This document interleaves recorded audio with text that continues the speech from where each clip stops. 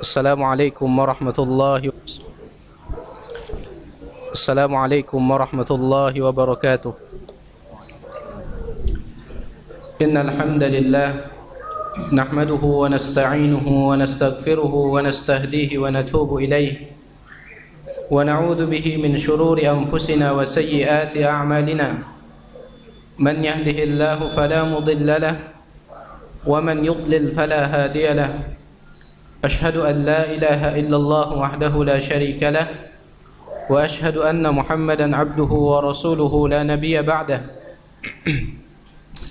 Ikhwani wa akhawati fillah rahimani wa rahimakumullah.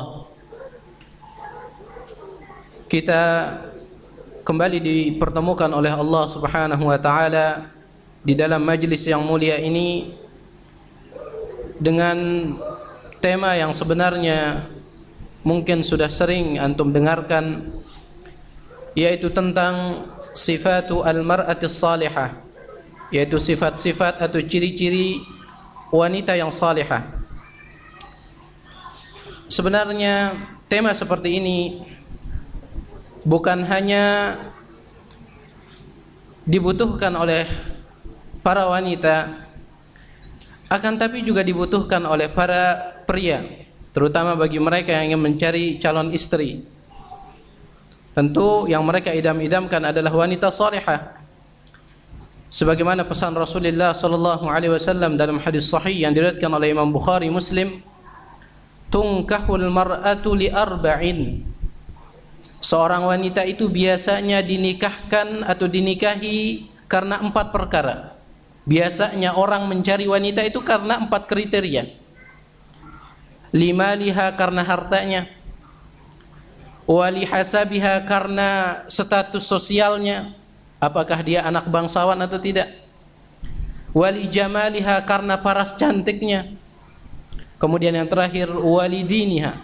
Perhatikan, Rasulullah mengatakan, beliau sebutkan yang pertama kali karena hartanya, karena status sosialnya, kemudian karena kecantikannya. Yang terakhir kali beliau sebutkan adalah karena agamanya. Jadi biasanya orang itu nyari wanita bukan karena agama, tetapi justru Rasulullah mengatakan di akhir hadis, fadhfar bidzatid din taribat yadak.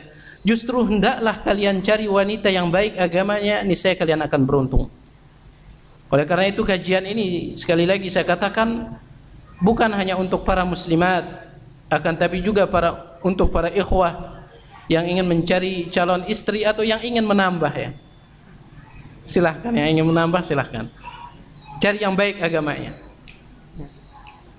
Kalau misalnya terkumpul yang 4 ini, nurun ala nur, maka ini cahaya di atas cahaya. Makanya ada pernah dulu seorang ustadz ditanya, "Ustadz, bagaimana cara saya mencari wanita yang cantik, kemudian kaya, kemudian nasabnya bagus, agamanya baik?" Ustadznya jawab apa? "Kalau antum nemuin kasih tahu saya, ya. Saya juga mau yang kayak gitu." Nah, jadi yang 4 ini, untuk terkumpul yang 4 ini susah. Untuk terkumpulnya yang 4 ini susah. Nah, seandainya tidak bisa kita temukan wanita yang terkumpul padanya 4 kriteria ini, maka utamakan agamanya. Utamakan agamanya. Karena ikhwani wa akhawati fillah rahimani wa rahimakumullah, harga dan nilai seorang hamba di mata Allah itu adalah berdasarkan ketakwaan dan kesalehannya. Dalam hadis sahih yang diriwayatkan oleh Imam Muslim, Rasulullah sallallahu alaihi wasallam bersabda, "Innallaha la yanzuru ila suwarikum wala amwalikum." Sesungguhnya Allah tidak melihat kepada bentuk fisik kalian dan juga tidak melihat kepada harta-harta kalian. Bukan itu penilaian seorang hamba di mata Allah Subhanahu wa taala. Berbeda dengan manusia, ketika menilai seorang manusia, maka biasanya yang dilihat adalah bentuk fisiknya, kemudian hartanya. Yang dilihat adalah hartanya. Sehingga sering kita dengarkan istilah orang, abang punya uang, abang disayang, abang tidak punya uang, abang ditendang.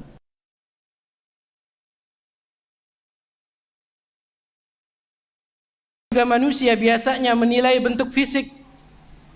Mereka mengatakan kepada laki-laki, Anda tampan, maka Anda menawan.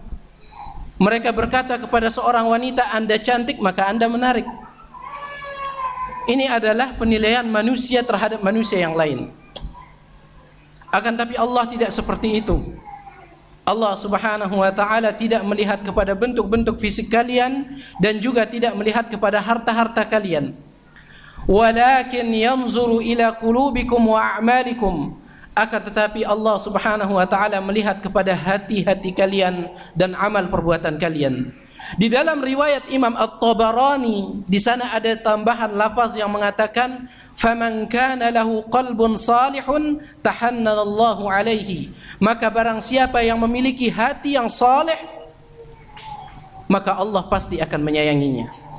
Jadi yang sekali lagi saya katakan, yang menjadi nilai dan ukuran seorang hamba di mata Allah, baik dia laki-laki maupun wanita, adalah ketakwaan dan kesolehannya. Terutama bagi seorang wanita,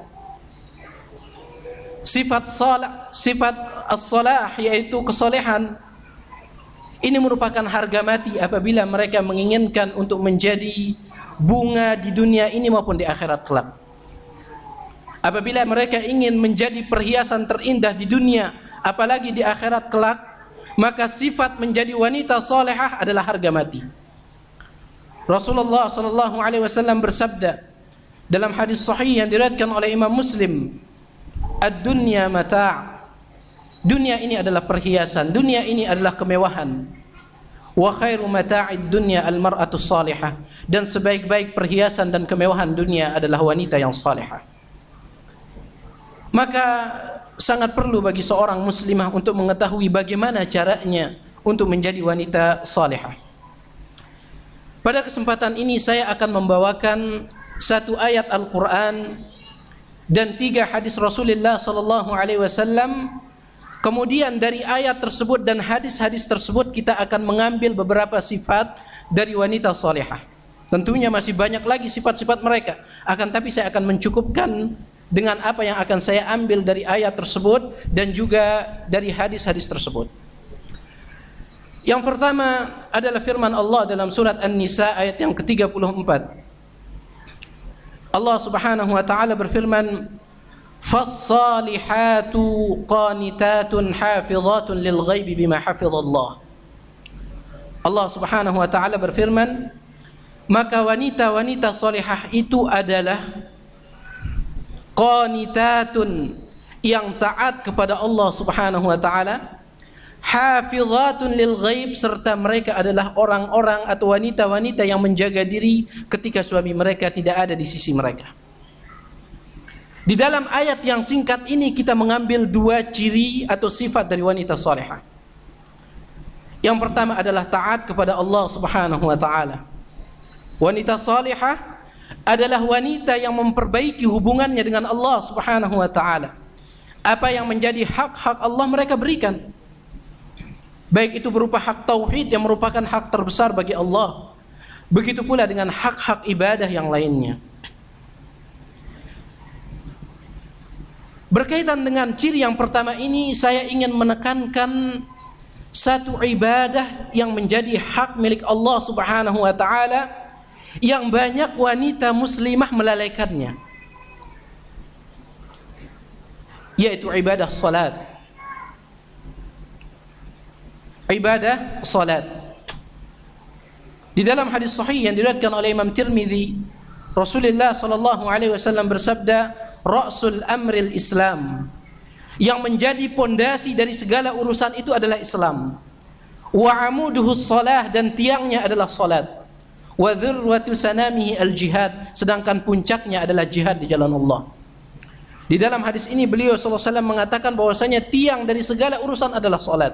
Antum bisa bayangkan, antum bisa bayangkan tempat ini, ya. Tempat ini kalau tidak ada tiangnya, maka atapnya akan ambruk. Kalau tidak ada tiangnya. Begitu pula dengan agama ini, yang menjadi tiangnya adalah salat. Kemudian dalam hadis yang lain yang juga diriwayatkan oleh Imam Tirmidzi dan disahihkan oleh Al-Imam Al-Albani rahimahullahu taala, Rasulullah sallallahu alaihi wasallam mengatakan, inna awwala ma yuhasabu bihi al-'abdu yawmal qiyamati min 'amalihi salatu. Sesungguhnya amal ibadah seorang hamba yang pertama kali akan dihisab oleh Allah Subhanahu wa taala nanti pada hari kiamat adalah salatnya. Fa in saluhat faqad aflaha wa anjaha. Apabila salatnya baik maka dia telah beruntung dan dia sukses. Wa in fasadat faqad khaba wa khasira. Akan tetapi apabila salatnya telah rusak maka sungguh dia telah merugi dan celaka. Jadi salat ini adalah ibadah yang sangat mulia. Dan ini harus dijaga ibadah ini. Dan di antara cara kita menjaganya adalah dengan melakukannya tepat pada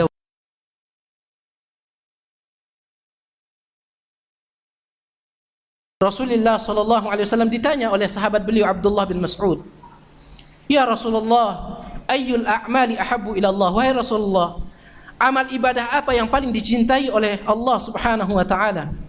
Ayyul a'mal ahabbu ila Allah? Rasulullah mengatakan as-salatu ala awqatiha, salat pada waktunya. Yang dimaksud dengan salat pada waktunya adalah salat di awal waktu. Sebagaimana ditafsirkan dalam hadis yang lain yang diriwayatkan oleh Imam Abu Daud dengan sanad yang sahih dari sahabat yang mulia Ummu Farwah radhiyallahu taala anha, Rasulullah ditanya ayyul a'mali afdal? Amal ibadah apa yang paling afdal? Rasulullah mengatakan as-salatu fi awwali waqtiha, salat pada awal waktunya. Salat pada awal waktunya. Nah, salat pada awal waktunya ini banyak dilalaikan oleh para muslimah. Kenapa? Rahasianya kenapa mereka banyak para muslimah yang melalaikan salat pada awal waktunya? Kenapa? Karena mereka tidak diwajibkan salat berjamaah di masjid. Berbeda dengan laki-laki, ketika azan sudah dikumandangkan, mereka melangkahkan kaki menuju masjid-masjid Allah Subhanahu wa taala. Para wanita, salat mereka di rumah itu lebih baik daripada salat mereka di masjid berdasarkan hadis sahih yang diriwayatkan oleh Imam Ahmad. Salah seorang sahabat wanita pada zaman Rasulullah yang bernama Ummu Humaid Al-Ansariyah, dia datang menemui Rasulullah sallallahu alaihi wasallam. Dia mengatakan, "Ya Rasulullah, inni uhibbus salata ma'aki." Wahai Rasulullah, sesungguhnya saya suka salat bersama Anda di Masjid Nabawi. Saya suka sekali mendengar suara bacaan Anda, saya suka wahai Rasulullah. Apa jawaban Rasulullah? "Na'am, qad alimtu annaki tuhibbina as-salata ma'i." Iya, saya tahu engkau itu wahai Ummu Humaid, engkau itu suka salat bersama saya di Masjid Nabawi. Walakinna salataki fi hujratiki khairul laki min salatiki fi darik. Akan tetapi salatmu di dalam ruangan yang paling dalam di dalam rumahmu, ruangan yang paling dalam itu lebih baik bagimu daripada salat di ruangan yang paling luar dari rumah. Rasulullah mengatakan semakin tersembunyi engkau salat, maka semakin baik. Wa salatuki fi dariki khairul laki min salatiki fi masjidi qaumik. Dan salatmu di rumahmu meskipun itu di ruangan paling luar itu lebih baik daripada engkau salat di masjid kampungmu. Wa salatuki fi masjidi qaumik khairul laki min salatiki fi masjidi hadza. Dan salatmu di masjid kampungmu itu lebih baik daripada engkau jauh-jauh datang ke Masjid Nabawiku ini. Padahal antum tahu, solat di Masjid Nabawi itu satu kali solat pahalanya berapa? 1000 kali lipat. Tapi Rasulullah mengatakan solatmu di rumahmu lebih baik, wahai Ummu Humaid. Jadi wanita itu hukum asalnya solat di rumah, itu yang paling baik. Akan tetapi apabila ada seorang wanita, seorang istri ingin solat di masjid, tidak boleh bagi suaminya untuk melarang, tidak boleh. Berdasarkan hadis sahih yang diriwayatkan oleh Imam Bukhari Muslim, Rasulullah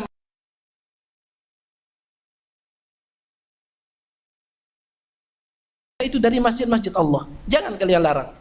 Artinya bagaimana sikap seorang suami apabila istrinya ingin ke masjid, dia kasih tahu, "Bu, bahwasanya solatmu di rumah itu lebih baik daripada solat di masjid." Cuman dikasih tahu saja fadilahnya, keutamaannya. Adapun melarang, tidak boleh, tidak boleh, ini tidak benar. Nah, jadi wanita sekali lagi hukum asalnya mereka solat di rumah mereka. Akan tetapi keutamaan ini disalahpergunakan oleh sebagian wanita muslimah. Ketika kaum laki-laki sedang sujud, ruku di hadapan Allah Subhanahu wa taala tepat pada waktunya. Sebagian wanita masih asyik duduk di depan layar TV, nonton sinetron inilah, sinetron itulah. Jadi diakhir-akhirkan salatnya. Bahkan ada mereka yang kadang salatnya itu misalnya salat zuhur, lagi asyik sinetronnya ini, kalau ditinggalin salat 4 rakaat nggak nyambung nanti episodenya. Gak nyambung dia. Akhirnya dihabisin dulu sinetronnya. Pas habis sinetronnya, habis pula waktu sholat zuhur. Meskipun demikian, udah sholat aja. Yang penting sholat. Padahal antum sudah tahu, dan antunna wahai para muslimat sudah tahu, firman Allah Subhanahu wa taala dalam surat Al-Ma'un ayat yang keempat dan kelima. Allah mengatakan fawailul lil musallin. Maka wail yang akan didapatkan oleh orang-orang yang sholat. Para ulama tafsir mengatakan yang dimaksud dengan wail bisa berarti kecelakaan, bisa juga wail itu sebagaimana penafsiran Ibnu Abbas, al-wailu wadin fi jahannam. Yang namanya wail itu adalah sebuah lembah di neraka jahannam. Saking panasnya lembah wail ini, sampai-sampai Ibnu Abbas mengatakan, "Lau suyyira jabal Uhudin lasala." Seandainya gunung Uhud diletakkan di sana, maka gunung Uhud akan mencair. Saking panasnya wail ini. Allah mengatakan wail akan didapatkan oleh orang-orang yang salat. Yang bagaimana? Alladzina hum an salatihim sahun, yang mereka lalai dari salatnya. Ibnu Abbas mengatakan alladzina yuakhiruna as-salata an awqatiha, yaitu orang-orang yang menunda-nunda salat sampai keluar waktu salat. Ini diancam oleh Allah Subhanahu wa taala. Maka bertakwalah wahai para ikhwan, wahai para muslimat, jangan sampai menunda-nunda kewajiban yang besar ini. Di sini saya akan menyebutkan sebuah kisah. Mudah-mudahan ini menjadi pelajaran bagi kita semua. Kisah ini disebutkan oleh Al-Imam Ibnu Hajar Al-Haytami, salah seorang ulama Syafi'iyah, di dalam kitabnya Az-Zawajir an Iktirafil Kabair, tentang pentingnya menjaga salat tepat pada waktunya. Al-Imam Ibnu Hajar Al-Haytami, beliau menyebutkan kisah ini, bahwasanya kisah ini pernah terjadi di zaman salafus saleh. Dahulu ada seorang pemuda, dia pergi menuntut ilmu, meninggalkan keluarganya. Keluarganya itu terdiri dari ibunya dan kakak perempuannya. Wallahu alam, apakah ayahnya sudah meninggal dunia, wallahu alam. Cuman yang dua ini disebutkan, ibunya sama kakak perempuannya. Antum bisa lihat kisah ini dalam kitab Az-Zawajir an Iktirafil Kabair. Selama bertahun-tahun dia pergi, pemuda ini menuntut ilmu. Ketika dia kembali menuntut ilmu, pulang menuju rumahnya, bertemu dengan ibunya dan bertemu dengan kakak perempuannya, tidak lama dari itu, qadarullah, kakak perempuannya ini meninggal dunia. Kakak perempuannya ini meninggal dunia. Ya. Akhirnya diantarlah jenazah kakak perempuannya ini menuju kuburan. Kemudian yang masuk ke kuburan tersebut untuk memasukkan jenazah kakak perempuannya ini adalah pemuda ini. Dia yang turun ke kuburan, kemudian diambil jenazah kakaknya, kemudian diletakkan. Pada saat itu kais, kalau dalam bahasa Arab kais, yang namanya kais itu kain. Kemudian kain ini digunakan untuk di sini, di kain ini ditaruh uang, kemudian diikat gitu. Itu namanya kais. Kalau bahasa kita sekarang mungkin dompet ya. Dompet, tapi di zaman itu enggak ada dompet. Yang dipakai kain, kemudian diletakkan duit di sana, uang di tengah-tengahnya, kemudian diikat gitu. Ini namanya kaisun ya. Bedakan. Ini untuk antum santri, ada kaisun, ada kayisun. Kalau kayis pakai tasdid iya-nya artinya pintar, cerdas. Kalau kais artinya tempat duit. Jadi jangan antum tukar-tukar ya. Artinya jauh berbeda.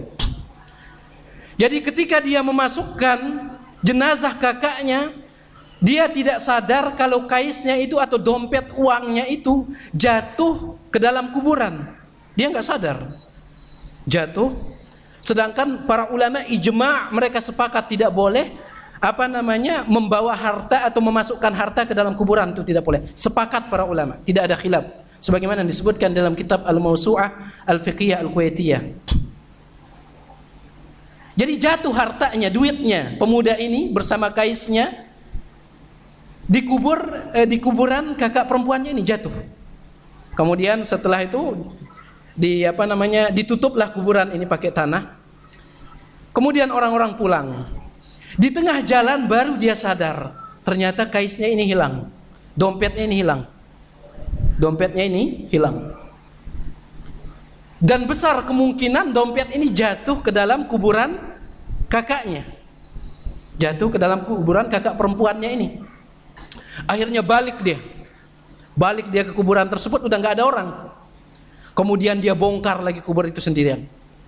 Pas dia baru bongkar, ishta'ala al-qabru nara.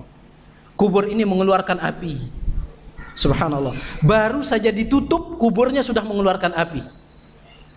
Kata Imam Ibnu Hajar Al-Haytami, kuburnya mengeluarkan api. Faradda alaihi turab. Langsung dia tutup lagi kubur ini pakai tanah. Kaget dia. Kok kubur kakaknya yang baru saja ditutup kok ngeluarin api? Langsung ditutup. Kemudian dia berlari pulang bagian, kata Ibnu Hajar, sambil menangis. Sampai di rumah ditemuin ibunya, dia mengatakan, "Ya ummah, wahai ibuku, akhbirini an ukhti, ceritakan kepadaku tentang saudari perempuanku. Madza kanat ta'mal, apa yang dia perbuat selama hidupnya? Selama saya tidak ada di sini bersama kalian, apa yang selalu diperbuat oleh saudari perempuanku?" Ibunya mengatakan, "Wa amma tas'alu anha?" Apakah gerangan yang menyebabkan kamu ingin tahu tentang saudari perempuanmu? Apa yang membuat kamu bertanya-tanya tentang saudari perempuan? Dia mengatakan, "Laqad ra'aitu qabraha yashta'ilu nara." Karena aku melihat kuburnya itu mengeluarkan api. Fabakiyat, ibunya ikut menangis mendengar itu. Ibunya ikut menangis. Akhirnya ibunya mengatakan, "Ya waladi, wahai putraku, ketahuilah bahwasanya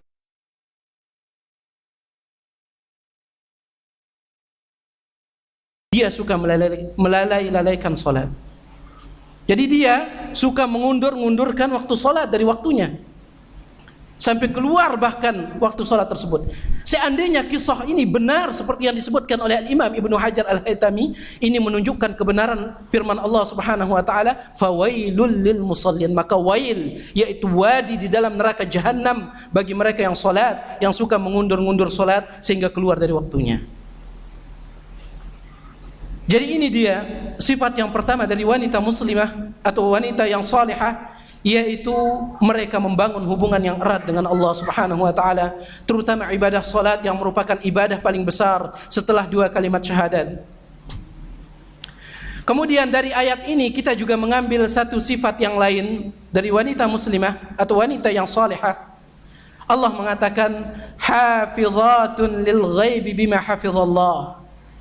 Wanita-wanita salihah itu mereka tatkala suami mereka tidak ada di sisi mereka, maka mereka menjaga diri mereka juga menjaga harta suami mereka. Jadi dijaga kehormatannya. Jangan mentang-mentang suaminya enggak ada lah, bebas sekarang. Bebas. Siapapun diterima. Sekarang bebas, sudah enggak ada lagi yang ngontrol. Ini bukan wanita soleha yang kayak gini. Di antara pesan yang disampaikan oleh Rasulullah sallallahu alaihi wasallam ketika beliau melakukan hajjatul wada', sebagaimana disebutkan dalam Sahih Muslim, Rasulullah mengatakan, "Walakum 'alaihinna alla yuti'na furusakum ahadan takrahuna." Dan di antara hak suami kepada istrinya adalah jangan sampai seorang istri memasukkan laki-laki lain yang dia tidak suka ke dalam rumah. Ini hak seorang suami. Jadi dijaga dirinya, wanita muslimah, wanita yang salihah itu menjaga dirinya ketika suami.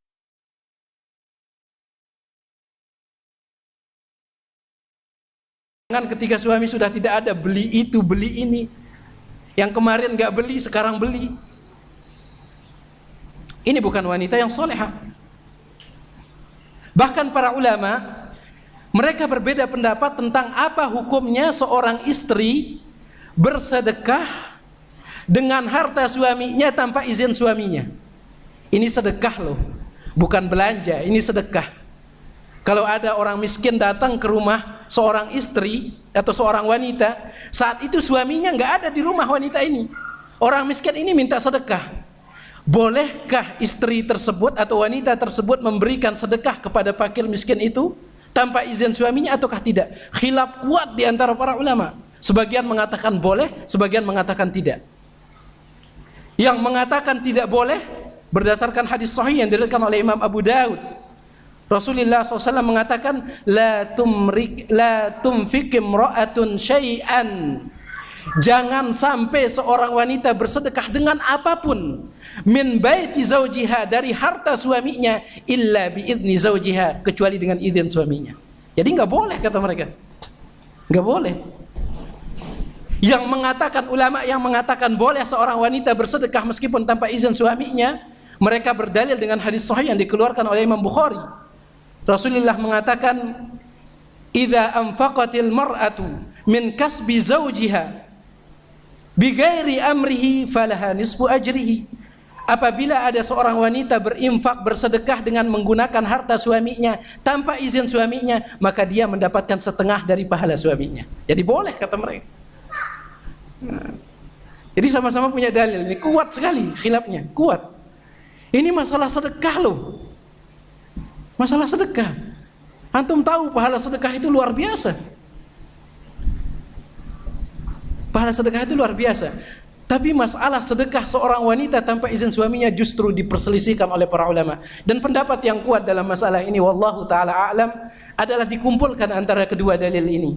Jadi seorang wanita boleh dia bersedekah meskipun tanpa izin suaminya, kalau yang dia sedekahkan itu adalah barang yang tidak terlalu berharga. Seperti air lah, roti yang harganya 1.000 lah. Ini kalau misalnya suaminya ngeluh gara-gara ini, super pelit itu. Super pelit itu suaminya. Nah, tapi kalau misalnya bersedekah menggunakan barang yang mahal, maka ini tidak dibolehkan. Misalnya ada orang fakir miskin datang, dikasih kulkas misalnya. Suaminya nggak ada, ya jelas marah suaminya. Itu gajinya 3 bulan buat beli itu. Nah, jadi ini dia wanita yang salihah, dia menjaga dirinya dan harta suaminya ketika suaminya tidak ada. Ini 2 sifat dari wanita salihah yang bisa kita ambil dalam ayat ini, yaitu dalam surat An-Nisa ayat yang ke-34. Kemudian yang selanjutnya kita masuk pada hadis Rasulullah SAW.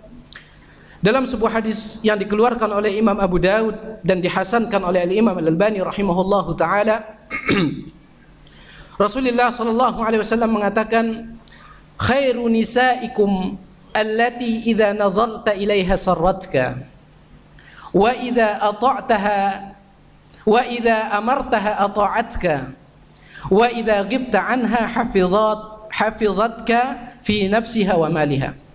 Ini hadis ini dihasankan oleh Imam Al-Albani rahimahullah taala. Di dalam hadis ini atau dari hadis ini kita juga mengambil 2 dari sifat wanita salihah. Yang pertama, Rasulullah mengatakan khairu nisaikum, sebaik-baik istri kalian. Sebaik-baik istri kalian, allati idza nazarta ilaiha sarratka, yaitu yang apabila kalian memandang ke arahnya maka akan membuat hati kalian terhibur. Kata para ulama, apa maksudnya? Yaitu mereka berhias untuk suami mereka, bukan berhias untuk orang lain. Jadi wahai para muslimat, kalau misalnya Anda ingin bersolek, Anda ingin berhias, Anda ingin menggunakan berbagai macam bentuk perhiasan, maka gunakanlah itu untuk suami Anda, bukan untuk orang lain. Jadi kadang yang banyak terjadi ketika seorang wanita muslimah keluar dari rumahnya, dia bagaikan ratu. Mungkin dia adalah wanita paling cantik di atas muka bumi saat dia keluar di rumahnya. Tapi di depan suaminya horor. Ya, depan suaminya horor, suaminya takut ngelihat. Kata orang, kalau misalnya untuk orang lain dia menggunakan wewangian, tetapi di depan suaminya dia menggunakan bau kompor. Ini wanita solehah yang kayak gimana kayak gini? Ya. Rasulullah mengatakan sebaik-baik istri kalian adalah yang apabila kalian melihatnya, maka kalian merasa terhibur. Kalian akan merasa senang. Dan ingat, ancaman besar, sangat banyak hadis-hadis Rasulullah sallallahu alaihi wasallam yang mengancam para wanita. Mengancam para wanita yang mereka berhias bukan untuk suami mereka. Dalam sebuah hadis yang dikeluarkan oleh Imam Ahmad, Abu Daud dan disahihkan oleh Imam Al-Albani rahimahullah taala, Rasulullah SAW mengatakan, afwan, dalam hadis yang dikeluarkan oleh Imam Al-Baihaqi, Al-Imam Al-Baihaqi, Rasulullah SAW mengatakan, wa syarru nisaikum al-mutabarrijat al-mutakhayyilat hunnal munafiqat. Perhatikan para muslimah, hadis ini sangat berbahaya sekali. Rasulullah mengatakan dalam hadis yang dikeluarkan oleh Imam Al-Baihaqi dan disahihkan oleh Imam Al-Albani rahimahullah taala, Rasulullah mengatakan, syarru nisaikum, sejelek-jelek wanita, al-mutabarrijat, yang berhias, yang bersolek untuk orang lain, bukan untuk suaminya. Ketika dia keluar dia berhias. Al-mutakhayyilat, dan berlagak sombong di jalanan. Hunnal munafiqat, mereka itu adalah wanita-wanita munafik. Rasulullah mengatakan wanita itu atau wanita-wanita yang seperti ini, hunnal munafiqat, mereka adalah orang-orang munafik. La yadkhulu minhunnal jannah illa mithlu al-ghurabil a'sam. Rasulullah mengatakan mereka tidak akan masuk surga kecuali seperti gagak yang belang, yang ada putih sama hitamnya. Antum pernah ngelihat gagak belang? Enggak pernah. Jadi kesempatan masuk surganya kecil. Sampai ada gagak belang baru mereka masuk surga. Ini ancaman keras dari Nabi alaihi salatu wasallam. Al-ghurabil a'sam, kata Rasulullah, mereka enggak akan masuk surga sampai ketemu yang namanya gagak belang. Yang namanya gagak ya hitam.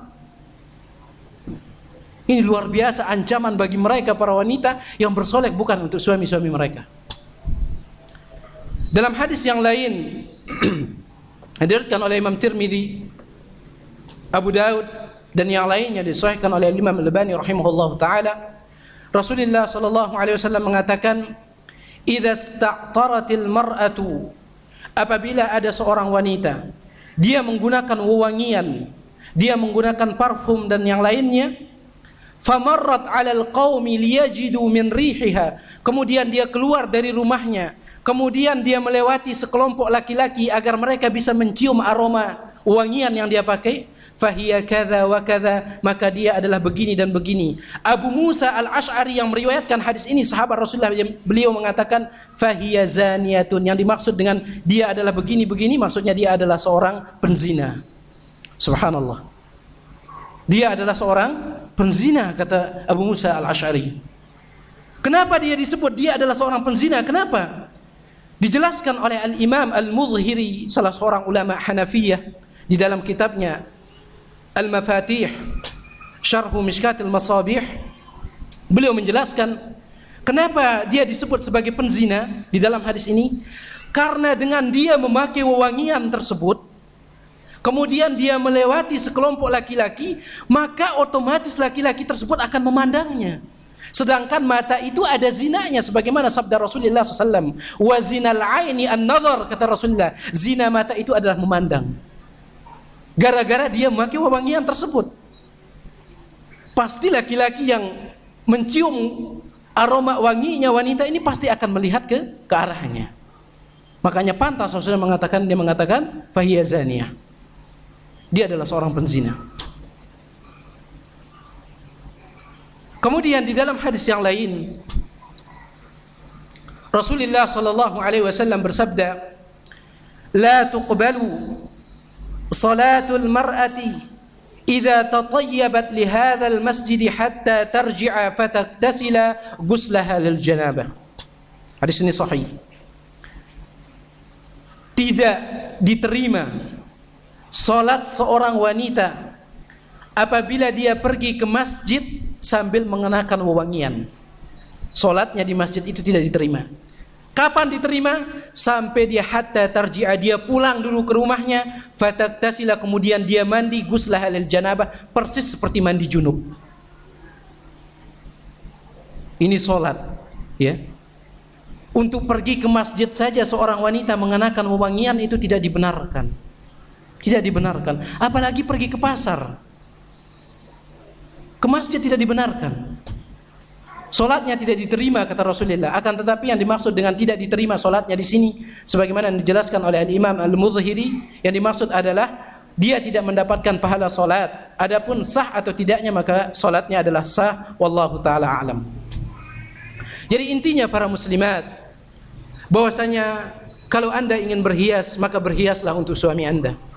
Dan berhiasnya seorang wanita dan keluar dari rumahnya dalam keadaan berhias, ini termasuk dosa besar meskipun diizinkan oleh suaminya. Meskipun diizinkan oleh suaminya, sebagaimana yang disebutkan oleh Al-Imam Ibnu Hajar Al-Haytami di dalam kitabnya yang kita sebutkan tadi, yaitu Az-Zawajir an Iktirafil Kabair, bahwasanya wanita muslimah yang keluar dari rumahnya dalam keadaan berhias, menggunakan wewangian meskipun biidzni zaujiha, dengan izin suaminya, maka itu termasuk daripada al-kabair, termasuk daripada dosa-dosa besar. Kemudian juga sifat dari wanita salihah yang kita bisa ambil dari hadis yang tadi, Rasulullah mengatakan, wa idza amartaha ata'atka, dan apabila engkau perintahkan kepadanya dengan suatu perintah, maka ia mentaatimu. Maka ia mentaatimu. Wahai para muslimat, ketahuilah bahwasanya sebelum anda menikah, orang yang paling wajib untuk anda taati setelah Allah dan Rasulnya adalah orang tua anda. Sebelum anda menikah, wahai para muslimah, yang paling wajib anda taati setelah Allah dan Rasulnya adalah orang tua anda. Akan tetapi setelah anda menikah, yang paling wajib anda taati setelah Allah dan Rasulnya adalah suami anda. Berdasarkan hadis Aisyah radhiyallahu taala anha, dia bertanya kepada Rasulullah, wahai Rasulullah, siapakah yang paling berhak untuk aku taat kepadanya? Rasulullah mengatakan, ba'luki, suamimu. Ini kepada Aisyah radhiyallahu taala, suamimu. Jadi wajib ditaati. Dan bagi mereka para muslimah yang mentaati suami-suami mereka, mereka dijanjikan surga oleh Allah Subhanahu wa taala. Dalam hadis sahih yang dikeluarkan oleh Al-Imam Ibnu Hibban rahimahullahu taala, Rasulullah sallallahu alaihi wasallam bersabda, "Idza shallatil mar'atu khamsaha," apabila ada seorang wanita menjaga salat yang 5 waktu, wa shamat syahraha, kemudian dia menjaga puasa pada bulan Ramadan, wa hassanat farjaha, dan dia menjaga kehormatannya, wa ata'at ba'laha, dan dia mentaati suaminya, dakhalat min abwabil jannati min ayyi abwabil jannati sya'at, maka dia akan masuk surga dari arah pintu manapun yang ia suka. Ini pahala besar bagi para muslimah yang mereka taat kepada suami mereka. Tentunya taat kepada suami itu tidak mutlak. Kewajiban seorang muslimah, seorang istri taat kepada suaminya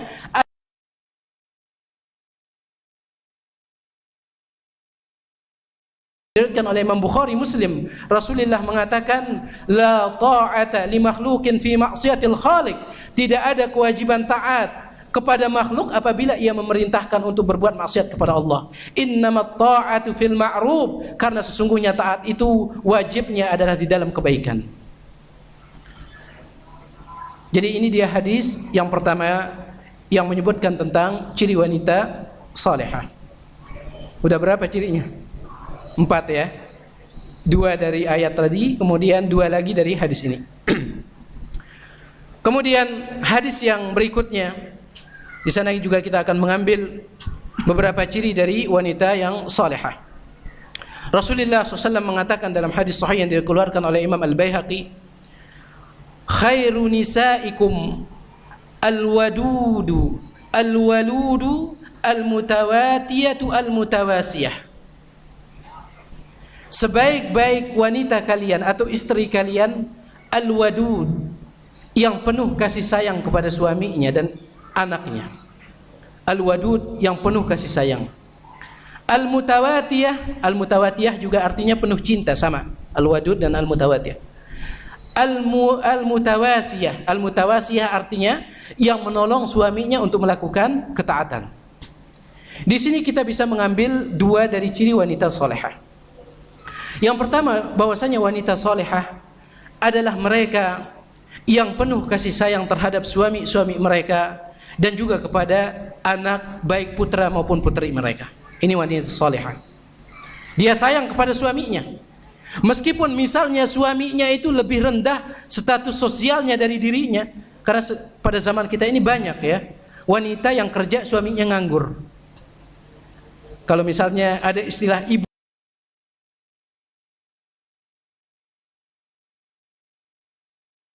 suaminya sedang ganti popok. Nah, ada yang kayak gitu. Nah, otomatis wanita seperti ini merasa dirinya lebih tinggi daripada suaminya, dan peluangnya untuk menyakiti suaminya lebih besar. Pas suaminya ngeluh, yang biayain kamu siapa? Yang kerja siapa? Yang cari nafkah siapa?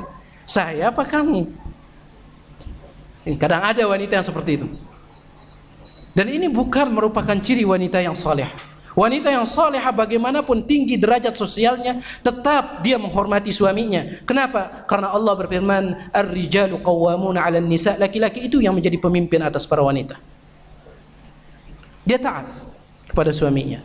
Dia menghormati suaminya. Dan dalam hadis yang dikeluarkan oleh Imam Ahmad dan disahihkan oleh Imam Al-Albani rahimahullahu taala, Rasulullah SAW mengatakan, "La tu'dhi imra'atun zawjaha fid dunya illa qalat zawjatuhu minal huril 'ain, la tu'dhihi qatalakillah."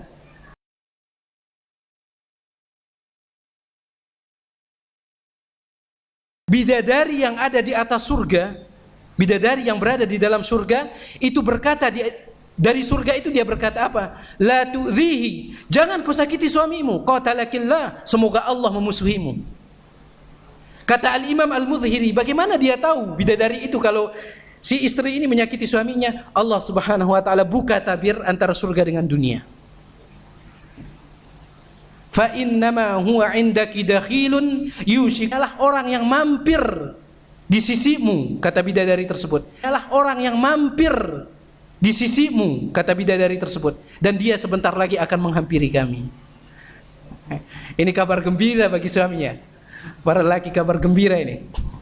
Nanti antum harus hafalkan dalil ini ya.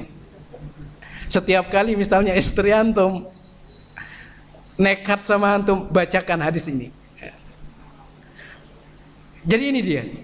Jadi seorang wanita itu dia sayang kepada suaminya, wanita yang salehah.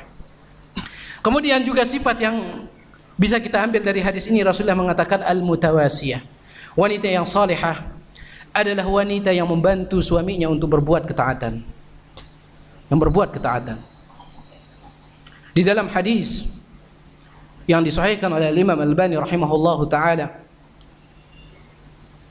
kalau saya tidak khilaf hadis ini dikeluarkan oleh Imam Muslim dalam kitab sahihnya. Rasulullah sallallahu alaihi wasallam bersabda, "Rahimallahu rajulan istayqadha aw qama min al-laili fa shalla thumma ayqadha imra'atahu fa idza abat nadaha fi wajhiha al-ma." Semoga Allah merahmati seorang suami. Dia bangun untuk salat tahajud, kemudian dia juga bangunkan istrinya, saling tolong menolong di atas kebaikan. Dia bangun untuk salat tahajud bukan sendirian, dia bangunkan istrinya. Fa in abad, kalau istrinya ini enggak mau bangun, nadaha fi wajhil ma, dia semprotkan air di wajah istrinya. Bangun, bangun. Romantis sekali yang kayak gini ya. Ada ta'awun 'alal birri wat taqwa, saling tolong menolong di atas kebaikan dan ketakwaan. Wa rahimallahu imra'atan, dan semoga Allah juga merahmati seorang istri. Qamat minal laili, dia bangun untuk salat tahajud. Wa ayqadhat zawjaha, dia bangunkan suaminya. Fa in aba nadahat fi wajhihil ma, kalau suaminya enggak mau bangun, dia semprotkan juga air di wajah suaminya. Ini dia, luar biasa. Ada ta'awun antara suami dengan istri. Jadi inilah dia dua sifat lagi yang kita bisa ambil dari hadis ini. Kemudian hadis yang terakhir, dan saya akan tutup pertemuan kita ini dengan hadis ini. Hadis yang dikeluarkan oleh Imam Nasa'i, dan hadis ini dihasankan oleh Imam Al-Albani rahimahullahu taala. Rasulullah sallallahu alaihi wasallam bersabda, "Inna Allah la yanzuru ila imra'atin la tashkuru zawjaha wa hiya la tastaghni anhu." Allah Subhanahu wa taala tidak akan pernah memandang seorang wanita nanti pada hari kiamat dengan pandangan kasih sayang. Allah tidak akan memandang seorang wanita dengan pandangan kasih sayang nanti pada hari kiamat. Wanita yang bagaimana? Wanita yang tidak bisa bersyukur, berterima kasih kepada suaminya, padahal ia tidak bisa berlepas diri dari suaminya. Jadi yang bisa kita ambil di sini dari hadis ini, kalau misalnya wanita yang tidak pandai bersyukur dicela oleh Allah, berarti otomatis sifat wanita yang solehah adalah yang pandai bersyukur kepada suaminya, berterima kasih kepada suaminya. Besar ataupun kecil, sedikit ataupun banyak pemberian suaminya, dia terima dengan sifat qanaah. Dan di antara sebab yang menyebabkan seorang wanita atau para wanita lebih banyak menjadi penduduk neraka, dalam hadis sahih yang diriwayatkan oleh Imam Bukhari Muslim, Rasulullah mengatakan, uritun nar, saya diperlihatkan neraka oleh Allah. Fara'aitu aktsara ahlihan nisa, dan saya melihat kebanyakan penduduknya adalah para wanita. Di antara sebabnya yang dijelaskan oleh Rasulullah, takfurnal ashir wa tukthirnal la'an, yaitu kalian tidak bisa berterima kasih kepada suami kalian dan kalian banyak mencela. Di dalam riwayat yang lain atau lafaz yang lain dikatakan, meskipun suaminya sudah berbuat baik kepadanya bertahun-tahun, gara-gara satu kesalahan suaminya dia mengatakan apa? Ma ra'aitu minka khairan qat, saya tidak pernah melihat kebaikan sedikit pun darimu. Gara-gara satu titik nila susu sebelanga itu menjadi rusak. Ya begitu modelnya. Kebaikan suami yang bertahun-tahun kepadanya dia tidak ingat gara-gara kesalahan hanya dalam 1 menit atau 1 detik. Jadi dia bersyukur kepada suaminya, wanita yang soleh. Apapun yang diberikan oleh suaminya, sedikit ataupun banyak dia terima. Dan dahulu para wanita-wanita di zaman para salafus saleh dari kalangan sahabat tabi'in dan tabi'ut tabi'in, para wanita-wanita dahulu dijelaskan di dalam kitab-kitab para ulama, apabila suaminya keluar dari rumah untuk mencari nafkah, dia tarik tangan suaminya. Jadi suaminya mau keluar dari pintu itu untuk mencari nafkah, ditarik tangan suaminya, kemudian dipegang talabib zaujiha, yaitu kerah baju suaminya. Kayak orang mau berantem gitu, dipegang. Ini suaminya. Dia mengatakan, ittaqillahi fina, bertakwalah kepada Allah hai suamiku. Wala tut'imna illa min halalin, jangan engkau carikan kami nafkah kecuali yang halal. Fa innana nasbiru 'alal ju', karena kami sanggup bertahan meskipun kami lapar. Kami sanggup bertahan di atas kelaparan, kata wanita-wanita dahulu. Walakinnana wallahi la nasbiru 'ala harri jahannam, tetapi kami demi Allah tidak bisa sanggup bersabar dengan panasnya api neraka jahanam. Nah, seandainya para muslimah rata-rata mereka memiliki sifat seperti ini, maka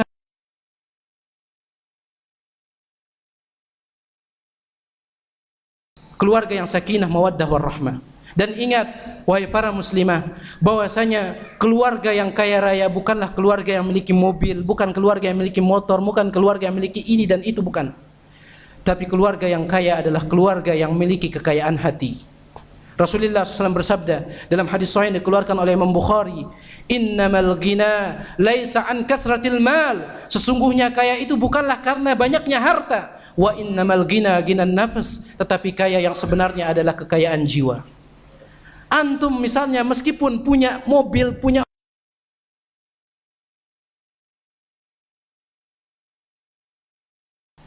nggak ada habis-habisnya. Sudah punya mobil 4, pengen punya pesawat. Punya pesawat 1, pengen punya 2. Nggak ada habis-habisnya. Rasulullah mengatakan dalam hadis sahih yang dikeluarkan oleh Imam Muslim, "Lau kana li ibni Adam wadiyan min dhahabin." Seandainya anak manusia memiliki 1 lembah, dan lembah ini penuh dengan emas, dia miliki 1 lembah penuh dengan emas, la tamanna itsnain, maka dia akan mengharapkan punya 2. Wala yamla'u fahu illa turab, dan dia tidak akan pernah merasa puas kecuali mulutnya ditutup dengan tanah kuburan. Ini sifat manusia. Selama mereka tidak punya sifat qanaah, maka mereka bukanlah orang kaya. Yang kaya adalah mereka yang memiliki sifat qanaah. Ya. Dan di dalam hadis yang lain yang dikeluarkan oleh Imam Tirmidzi, Rasulullah SAW mengatakan, man asbaha minkum mu'afan fi jasadihi wa aminan fi sirbihi wa indahu qutu yaumihi faka'annama hizat lahu dunya bihadzafiriha. Barang siapa di antara kalian pada pagi harinya jasadnya sehat, fisiknya sehat, kemudian dia aman bersama anak dan istrinya, seorang wanita aman bersama suaminya, dia sehat jasmaninya, wa indahu qutu yaumihi, dan dia hanya memiliki makanan untuk hari itu saja. Makanan besoknya dia nggak tahu ada apa enggak, hari itu aja. Rasulullah mengatakan faka'annama hizat lahu dunya bihadzafiriha, maka sesungguhnya dia telah memiliki dunia beserta seluruh isinya. Alangkah romantisnya seorang suami dan istri dia bisa berbagi satu piring berdua, daripada punya dua piring berjauhan, yang satu makan di kamar, yang satu makan di dapur. Ini apa gunanya keluarga yang seperti ini? Nah, jadi ini dia sifat wanita salihah yang kita bisa ambil dari hadis yang terakhir ini. Mudah-mudahan sifat-sifat ini bisa dipraktikkan oleh para muslimat, dan saya memohon kepada Allah Subhanahu wa taala agar Allah menjaga wanita-wanita para muslimah dari segala tipu daya syaitan dan dari segala makar a'daul Islam, yaitu musuh-musuh Islam. Apa yang saya sampaikan ini apabila ada benarnya maka itu datangnya semata-mata dari Allah Subhanahu wa taala, dan apabila salah maka itu datangnya dari saya pribadi dan dari syaitan, dan saya mohon ampunan dari Allah Subhanahu wa taala. Wallahu taala alam. Jazakallahu khairan. Kita ucapkan kepada Ustaz kita, Ustaz Zainul Arifin hafizahullah taala. Dan selanjutnya jika ada pertanyaan dari ikhwan dan akhwat, bisa melalui kertas atau melalui langsung melalui mikrofon yang telah disediakan oleh panitia darurat.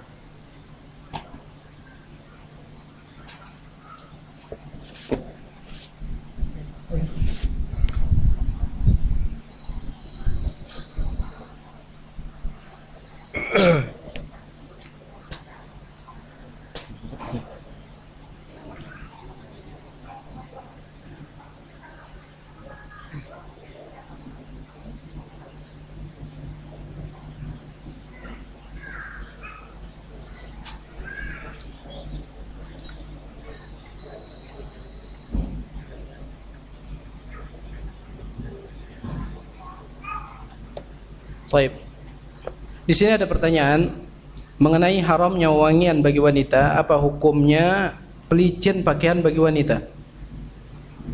Apakah pelicin tersebut mengeluarkan wangi yang tajam atau tidak? Ini dia. Kalau dia mengeluarkan sekedar untuk mewangi pakaian misalnya, maka insya Allah ini tidak apa-apa. Kan tapi kalau dia mengeluarkan wangian tajam yang bisa menarik perhatian para laki, maka ini sebaiknya dihindarkan. Ini sebaiknya dihindarkan. Wallahu taala alam. Karena Al-Imam Al-Albani rahimahullah taala, beliau menulis sebuah kitab yang sangat baik ya, dan kitab ini sudah diterjemahkan. Sebaiknya para muslimah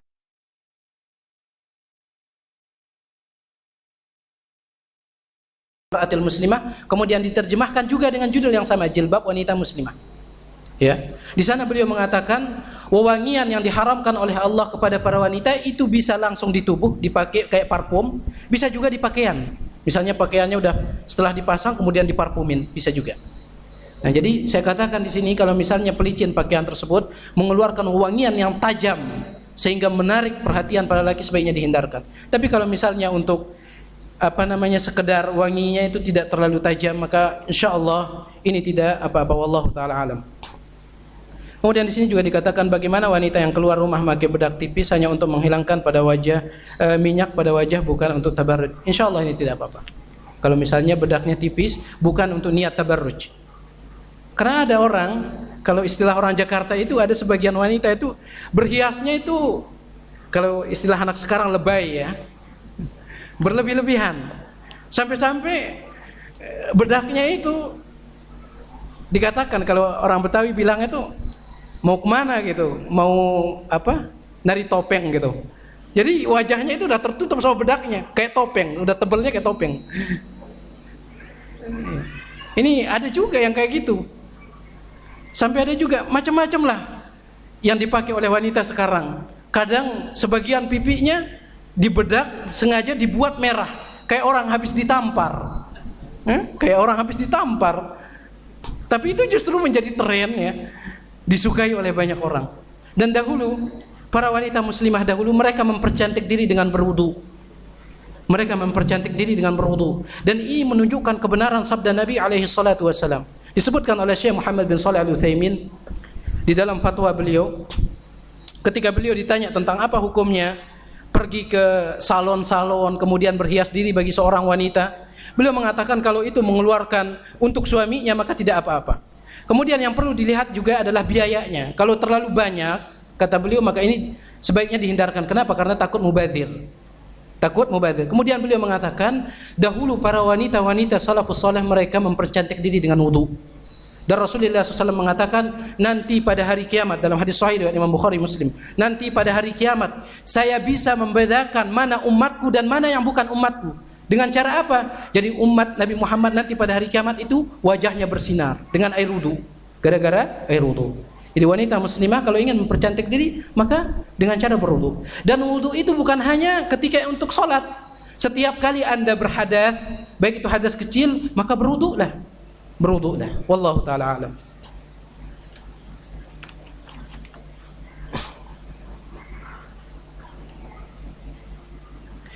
Bagaimana jika istri tidak sholat awal waktu karena menjaga anak yang berusia 3 bulan? Apakah itu termasuk melaikan sholat? Tidak. Ini ada uzur ya. Ini ada uzur. Dan Syekh Muhammad bin Shalih Al-Utsaimin dalam fatwanya beliau mengatakan seorang wanita di rumah itu sama seperti laki-laki, dia harus melakukan sholat tepat pada waktunya. Bagusnya itu di awal waktu kecuali sholat isya. Kecuali sholat isya, baiknya wanita itu lebih agak telatan dikit ya. Agak telatan dikit karena ini sunnahnya.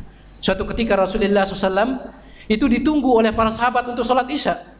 Beliau enggak kunjung datang, sampai-sampai para sahabat ketiduran. Para sahabat ketiduran. Disebutkan oleh perawi hadis tersebut, kepala para sahabat itu bagaikan gagak. Jadi angguk-angguk gini gitu. Udah pada ngantuk. Kemudian Rasulullah keluar untuk sholat isya, beliau mengatakan, inna hadza la waqtuha. Sesungguhnya inilah sebenarnya waktu salat Isya. Kalau bukan karena saya takut memberatkan umatku, maka aku akan melakukannya pada waktu ini. Kata beliau Syekh Muhammad bin Shalih Al-Utsaimin, sebaiknya kalau salat Isya bagi para wanita diundur sedikit tapi jangan sampai keluar dari waktunya. Wallahu taala alam.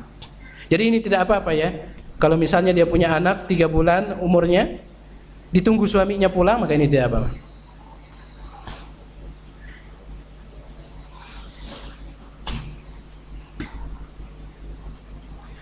Apa yang harus seorang istri lakukan jika hal sepele langsung diusir oleh suaminya? Ya antum bersabar, ya sabar. Antum diusir, misalnya Anda diusir, ya palingan nanti juga 1 jam lagi dipanggil, ya dipanggil lagi. Ya, yang penting bukan Anda yang mengusir suami Anda. Karena ini durhaka jadinya. Nah kalau misalnya suami yang ngusir, ya sabar aja. Nanti juga dipanggil. Yang masakin siapa? Ya. Yang masakin siapa? Yang mencuci pakaiannya juga siapa? Pasti nanti akan dipanggil. Dan ini juga nasihat bagi para suami. Sebaiknya bersikap lemah lembut kepada istri. Pernah saya sampaikan juga di majelis ini, bahwasanya Rasulullah SAW mengatakan khiyarukum li ahlihi. Sebaik-baik kalian wahai para suami adalah yang paling baik kepada istrinya. Yang paling baik kepada istrinya. Dan kalau misalnya Anda wahai para suami diuji oleh Allah dengan istri yang cerewet, ya karena ada sebagian istri yang cerewet ya. Salah sedikit ngomel, sebaiknya bersabar. Sebaiknya bersabar. Dahulu ada sebuah riwayat, wallahu alam tentang kesahihan riwayat ini. Sebagian membenarkan riwayat ini, wallahu taala alam, bahwasanya ada seorang di zamannya Umar bin Khattab, ketika Umar menjadi pemimpin, ada salah seorang suami, dia selalu diomelin sama istrinya. Pulang kerja diomelin, ngambil itu diomelin, ngambil ini diomelin, serba salah, maju kena mundur kena, ya, diomelin mulu sama istrinya. Akhirnya apa kata suaminya ini? Awas saja kamu, saya bakal laporin ke khalifah, yaitu Amirul Mukminin Umar bin Khattab. Kita tahu Umar bin Khattab keras, ya. Awas saja katanya. Akhirnya dia pergi ke rumah Umar bin Khattab.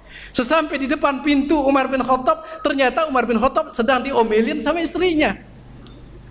Apa-apaan ini katanya? Gimana saya ngelapor? Wong Amirul Mukminin aja diomelin sama istrinya. Nggak jadi dia balik. Ya dilihat sama Umar bin Khattab, ada orang datang tadinya terus balik. Kayaknya Umar bin Khattab pergi, dipanggil oleh fulan. Saya melihatmu tadi kesini, kayaknya kamu ada keperluan, tapi kamu pergi. Begini wahai Khalifah, tadi saya sebenarnya mau ngelapor tentang istri saya yang suka ngomel, tapi ternyata antum juga sedang diomelin sama istri antum. Umar bin Khattab mengatakan, dalam keseharian selama kamu hidup bersamanya, yang mencuci pakaianmu siapa? Istriku. Yang memasakkanmu siapa? Istriku wahai Khalifah. Dan yang kamu lakukan apa? Palingan cuma kerja dari jam pagi sampai petang. Sedangkan istri full. Ya. Kalau nggak masak, cuci baju. Kalau nggak cuci baju, ngurus anak. Apakah pantas?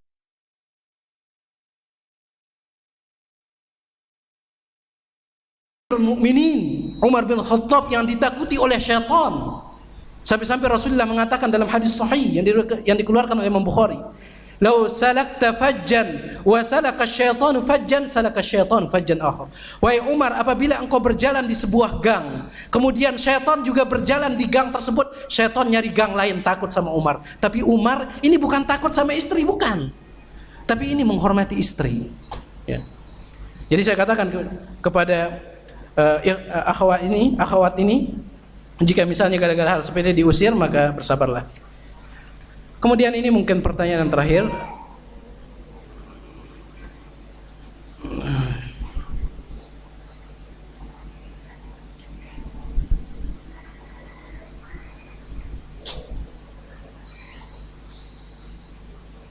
Di sini ada mengatakan, apabila ada wanita yang ia tidak sanggup atau tidak mau membangun rumah tangga karena dia khawatir menuntut ilmunya akan terganggu, sehingga ia tidak menikah, namun ia berkhidmat ke agama ini salah, ya.